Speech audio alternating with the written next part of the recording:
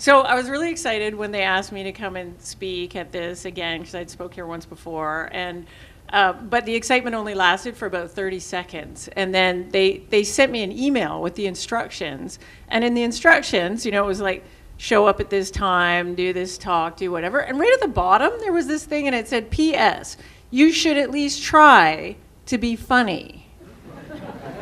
And I don't think they sent that to all the presenters. I think they sent that just to me. And so then I got anxious. I was no longer happy. I was anxious. And I went home, and I have children. And I said to my kids, hey, you guys know any jokes? And my 10-year-old says, yeah, I got a joke. What's brown and sticky?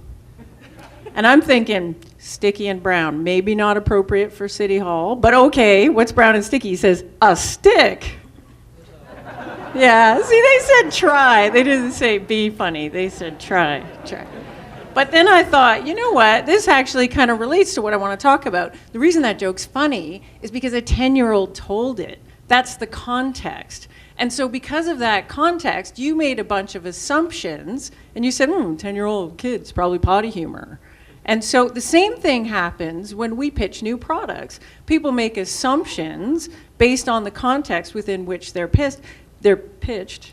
And oh my God, it's going downhill already. And often those assumptions are wrong. So I want to talk about that. We're tech people, all of us, startup people, tech people. We're in the business of delivering impossible things. We're in the business of delivering things that nobody's ever seen before. And the problem with things that nobody's ever seen before is they're often very hard to understand. Pitch contests are a great example of this. And the reason why pitch contests are so bad is because there's no context. People just jump up and say, hey, I'm here to pitch you my new thing. And literally you have no idea. I go to a lot of pitch contests. I've been doing this a long time. You know what the worst part is? I'm usually the judge. So then I can't just sit there and be baffled quietly. I have to actually say something. And so usually I try to be like the nice judge, like the Paula Abdul judge. And I'm sort of like, I want to give them that advice, like, follow your dreams, and I'm like, follow your dreams, even if your dreams are utterly indecipherable by human beings. You should continue to follow them, whatever you do. That's my advice. I've launched a lot of products, 15 products, can you believe that? That's a lot. And so because I've launched that many products, I feel like I know why this happens, and I feel like I could give you a hint as to how you might fix it. And so I decided that's what I was going to talk about tonight. So here's why I think this happens. Whenever we have an idea for a new product, it comes from thinking we can improve on something that exists already. So we say, I wish we had a faster database. I wish we had better email. I wish we had a CRM that actually functioned and wasn't a giant pain in the neck. I wish we had a nicer car. And then what we do is we iterate on that idea. So we build some stuff, we get it in front of customers, we change it a bit, we come back, we get new ideas, and we go back and forth and back and forth and back and forth. And eventually what happens is we end up with a thing that actually isn't really like the thing that we started out to build in the first place. And what's really interesting about that is that change usually happens so gradually that we, as the entrepreneurs, don't notice it ourselves. So we don't notice that our database now looks more like a QA tool. We don't notice that our email system now looks like chat. We don't notice that our card looks like, I don't know, something else, right? And we say, hey, how do you like my car back there? It looks good, right? It's car 2.0. And meanwhile, our customers are sitting there going, I don't know, man. You said it was a car, but all I'm seeing is murderous robot. I don't know, and I'm confused. And not only am I confused, I'm frightened. And the worst thing that'll happen is that it's so far off of what you said it was that people are just like, I don't know what that is, it's stupid, and I'm going to ignore it until it goes away. That happens a lot. I do that a lot in pitch contests. I'm like, I don't know what that is, so therefore it's stupid. I think the way we get around this is it's not enough to just build the new thing. It's not enough to just build the new product. We actually have to think about building the product and a way to think about that product at the same time. New products require new thinking. So I'm going to give you 2 examples for this. One sort of a not tech example so you can understand it, and then the other one an example of a startup. So here's my not tech example. I can't actually do this without looking at my slides because it's like, pay attention, it's really funny. Because I'm trying to be funny. All right, so I'm a baker, and I wake up in the morning and I say, today I'm going to innovate the hell out of chocolate cake. And so I said, you know what would be great? What would be great is if I had chocolate cake that was super innovative and I could walk down the street eating it like a tasty little treat. And I could have it in one hand. I didn't have to have a fork and a knife. I could have it in one hand and coffee in the other hand and just do my thing, eating cake all day. So I innovate, and this is the thing that I come up with. And so then I get invited to the pitch contest. I'm going to pitch it, all right? So here's me pitching it. Dudes, I wanted to make chocolate cake, and I decided I was going to make chocolate cake that you don't have to eat with a fork and a spoon. And then you could eat it with your hands, but not really your hands. It's sort of like a morsel of cake, and then I'm going to take it, I'm going to put a handle in it. It's not really a handle. It's more kind of like a stick, and then I'm going to have like cake on a stick, and it's going to be amazing. It's Cake 2.0. It's next level cake. The world has never seen cake innovation like this. And so you do that thing, right? Now, you're the customer, or me, I'm the judge in the pitch contest, right? And I don't see next level cake. I see cake doing things cake wasn't meant to do.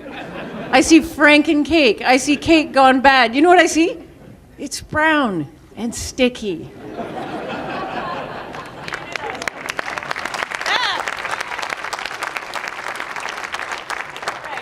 It's hilarious up here. So here's the other thing, is because I brought that old way of thinking with me to the new thing, the old thing wins. Because I'm like, dude, you told me it was cake. Bring cake back. I want cake to be like it was. There was nothing wrong with cake in the first place. And now you give me this cake on a stick thing and I don't like it. So instead, what we could have done is we could have said, what's awesome about the thing that I actually built? Not what I was trying to improve on, but the thing that I have now. Because you know people like the thing that you have now, right? We're not stupid. We're out there innovating on the thing. We're putting it in front of customers the whole way along. People love it. I just need to give them a context so they understand how cool it is. And so if I were to isolate what makes my innovative cake really cool, it's actually not so much cake, right? What it makes it really cool is the stick, and it's round and it's cool, and I can drink a coffee in one hand and have this in the other hand. And actually what I've got is a lollipop. It's a lollipop made out of cake. See how much cooler that is? That's way cooler. Giving us a new way to think about that allows us to sort of put the things that are special about it in the center.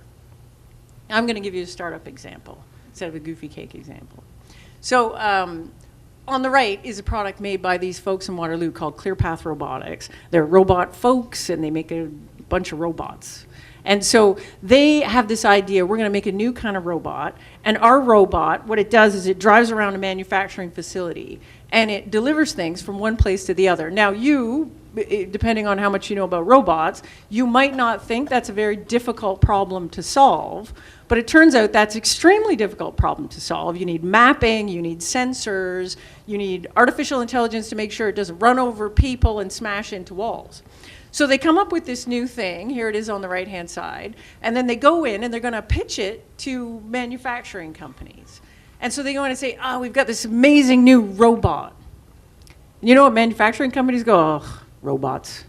Because in the context of manufacturing, they've been using robots for decades.